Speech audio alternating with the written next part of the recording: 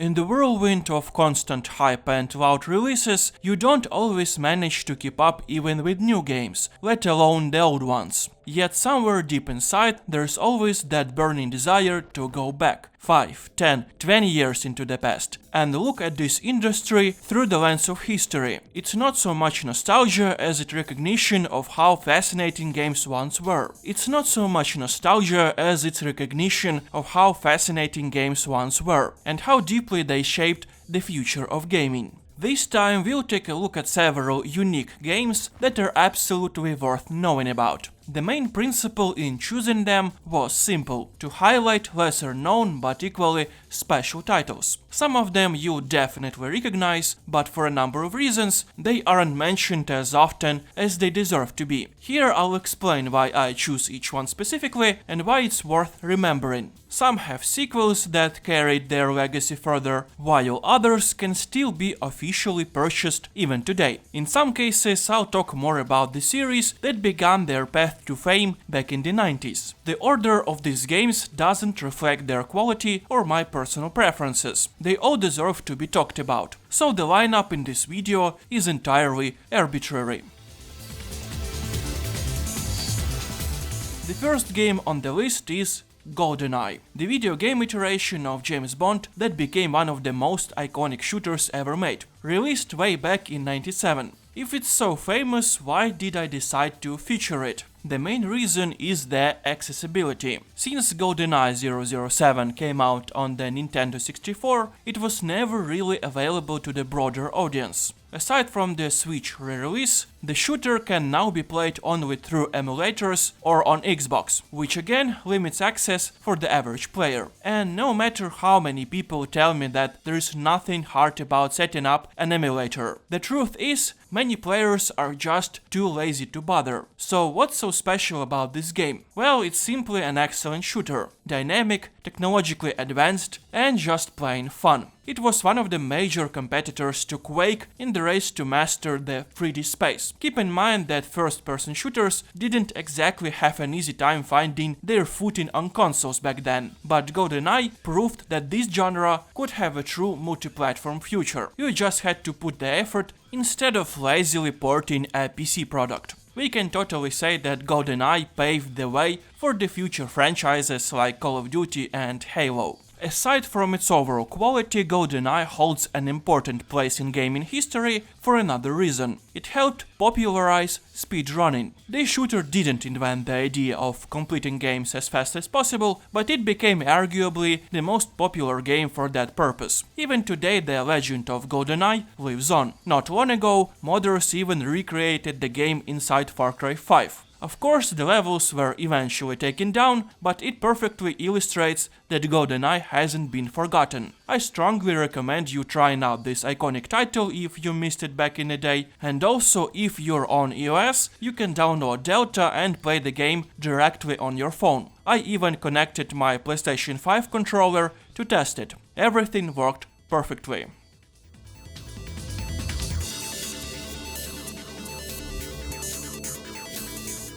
Moving on. The next game on the list is Dungeon Keeper 2, which crawled up from the depths in 1999. It's a really unique game in every sense. In this one, you're the villain, trying to break through to the surface and take over the entire world. If my memory serves me right, it was the second strategy game I ever played in my life. The first one was Dune 2 on the old Sega Mega Drive console, and this one came pre-installed on the first PC my parents bought me. Dungeon Keeper is a true artifact from that golden era when developers weren't afraid to experiment. Everything about it screams odd, in the best way possible. The interface, the different menus, the indirect way you command your creatures, and of course, its bizarrely dark concept. Honestly, it's quite hard to briefly explain why this game stands out as one of the best I've ever played. It's packed with dark humor, and not the subtle kind. The kind that openly mocks the traditional moral foundations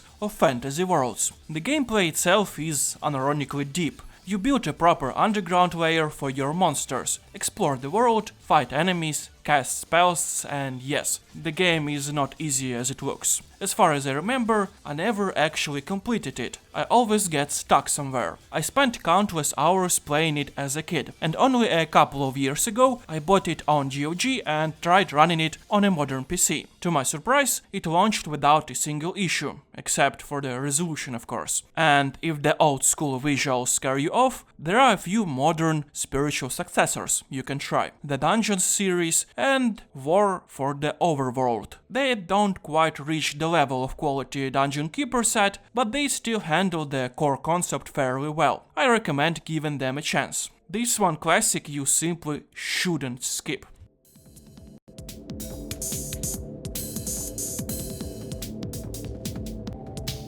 Next up we've got the legendary The House of the Dead 2, which came out in 1998. I have to admit, when I was searching for interesting games to include in this video, I completely forgot this one ever existed. But as soon as I saw the name, I was hit with massive flashbacks, back to my childhood playing the second and third games at the arcades. And I remember clearly, the second one had plastic pistols, while the third one featured a shotgun. It was actually pretty heavy for me to hold as a kid, shooting it properly was even harder, but I still played it as best as I could, because it was just so much fun. The concept is pretty simple. The game leads you through each level automatically. You don't control movement, and your only task is to shoot. Classic Japanese design from that era. Tons of different enemy types and of course big flashy boss fights. Naturally, it was built for arcades, with the clear intent of making players drop as many tokens as possible, but that didn't take away the pure joy of playing it. I even remember installing it on PC later and playing with just a mouse. If you've got kids or a partner, this is a great game to play together. 2 players on one screen blasting zombies side by side. And honestly, if I were rich, I'd buy a full arcade cabinet just with this game. These days you can still get a digital copy through the methods we all know. Or you can buy the remake. I haven't tried it, but judging from the reception, it's probably better to avoid it. It's time to talk about the racing genre, which was massively popular throughout the 90s. Among the best known series of that era was Ridge Racer, a franchise that became legendary in Japan and the US. In this video I'll be showing the first Ridge Racer, but the series actually has quite a few entries, so you can pick whichever one suits your taste. Originally, the franchise gained traction in arcades, though all the titles eventually made their way to consoles as well. Some of the older games are even available on PlayStation 4 and PlayStation 5. The thing is, Ridge Racer isn't so much about straightforward racing, it's more like a drift simulator wrapped in a competition format. The series captured the mechanics of drifting perfectly, especially considering that in the real world, drift culture was only starting to gain popularity in the 90s. You could even say Ridge Racer helped document that movement through gameplay. But what I personally love the most about this series is the music. They have that perfect retro-futuristic energy that just fits everything. Given that today we have only maybe 5 solid modern racing games, I'd highly recommend diving into Ridge Racer if you've never tried it. Thankfully, it's pretty easy to access. I even installed a few versions on my PSP back in the day.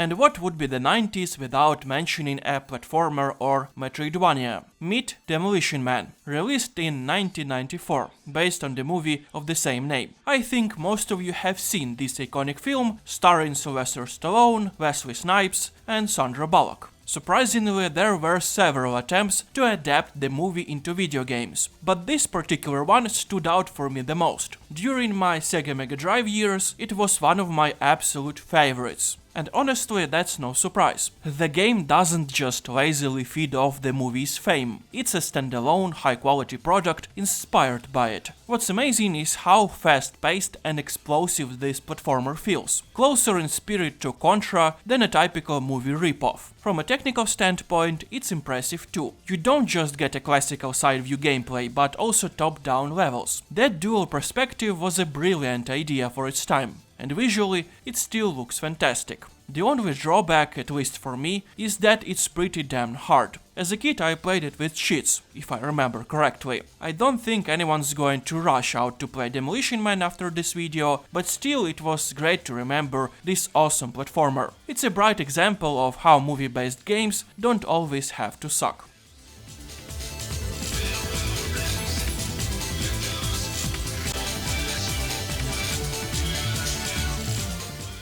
Now let's move to the fighting game genre, and in the 90s it was a bloodbath of competition. I'm talking about the true clash of titans: Mortal Kombat, Street Fighter, Tekken, all dominating the arcades and consoles. By the end of the decade, everyone rushed to move into 3D space. But amid those giants, there were also smaller gems, and one of them was Samurai Shodown. I spent most of my time playing the second installment, which I still consider the most memorable. Compared to other fighting icons, Samurai Shodown doesn't reinvent the genre, but it does stand out with its own ideas and style. Here, fights rely not on endless flashy combos, but on positioning, timing, and waiting for your opponent's mistake. The visuals are typical for that era, pixel art with a Japanese style, though it's clear that developers didn't have the same massive budgets as the competition. Still, Samurai Shodown has its own pixel charm, especially if you take a closer look at the detailed backgrounds. The good news is that the older games have been remastered and re-released on modern digital platforms, and there's even a remake. I'll be honest, I haven't played the remake myself yet, but judging by reviews, it turned out quite solid. So if you're looking for an interesting fighting game outside of usual lineup of Mortal Kombat or Tekken, I highly recommend giving Samurai Shodown a try.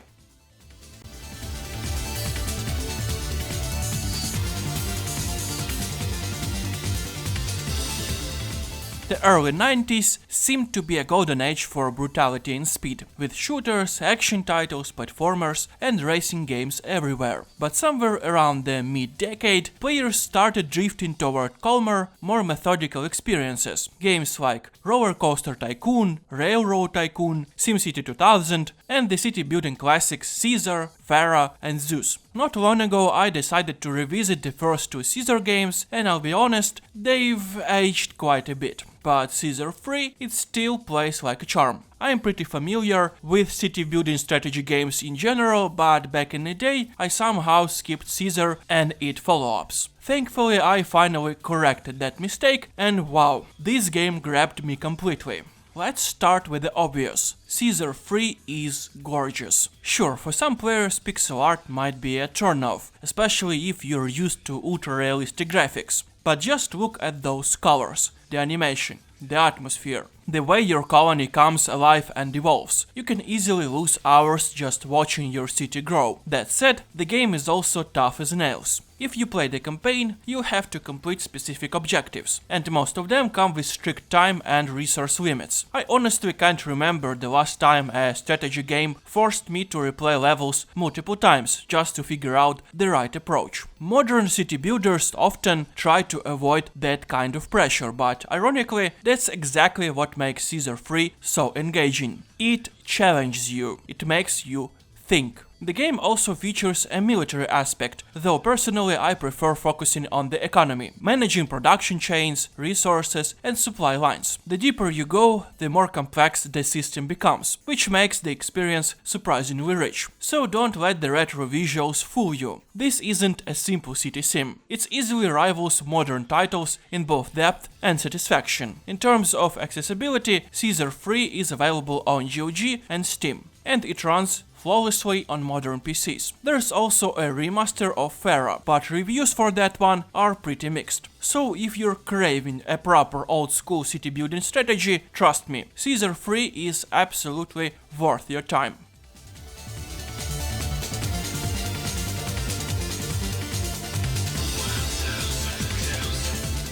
Let's stay in antiquity for a bit longer. Hercules. It's my favorite Disney movie ever, and as a kid I was insanely jealous of a friend who had this video game version on the original PlayStation. The coolest part about this game is its illusion of artificial 3D spaces. Remember, this was 1997, when games were just beginning their massive leap into true 3D. Here developers pulled off the effect using clever camera tricks and pre-rendering, creating a sort of fake 3D that still looked really impressive for its time. Gameplay-wise, Hercules is similar in spirit to Demolition Man. The devs put real effort into making the experience varied and exciting. You'll get running segments, boss fights, and plenty of action in between. It's a fantastic game, even though it's relatively short. You can beat it in just a couple of hours. I'd actually recommend it as a family experience. Parents can show their kids the classic Disney movie and then let them play the game. Thankfully, it's still easily available on modern platforms, and it's aged wonderfully.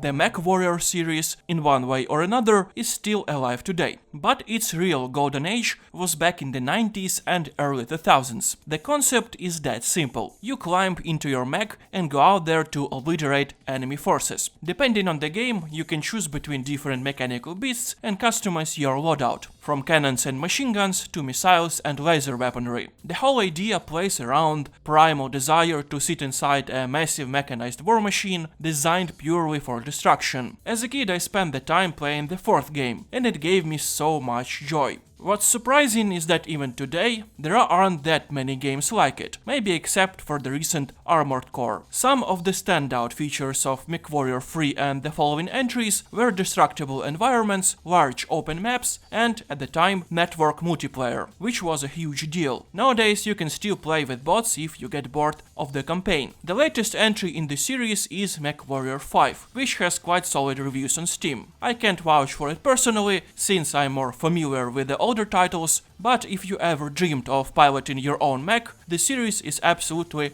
worth your time.